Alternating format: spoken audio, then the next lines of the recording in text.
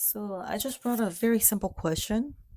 What we call happiness today, is it a really happiness or so here's something most of us quietly agree on. When we say someone is doing well in life, we it usually mean two things. They have their finances are stable and their relationships are stable. And if those are in place, we feel comfortable like calling that life happy or at least successful enough. And that's not a moral claim. It's just how we've learned to read a life. So using that kind of standard, there's an obvious extreme case that we all know. It's just for an example, like Elon Musk. He has extraordinary wealth. He has a global influence. He can make ideas like turn into infrastructure. So by our usual logic, this should look like a fully resolved life. But that's not what we observe. I never seen him choosing comfort.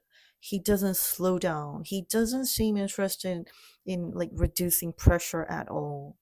And he also said so on some kind of an interview very plainly. Only a few people work as much as he does. And that wasn't a motivation. It was just a description of a cost. So this is not a life most people are willing or able to endure. So look at our real reactions. We say like I admire him, I respect the results, and then almost immediately when we turn into our lives, we know that we can't handle that kind of much. Yeah, we want outcomes. So instead of questioning outcomes, we adjust the definition of happiness. Like happiness becomes like less strain or less long-term discomfort, less need to endure without like immediate payoff, and those demands disappear. What we call balance or health or happiness. But what change may not be happiness itself. I think it may be our tolerance for having to interpret endurance. And this really, really, really matters because this isn't just a personal shift. I think it's a normative one. So the social standard for a good life has moved, or I think it should be moved.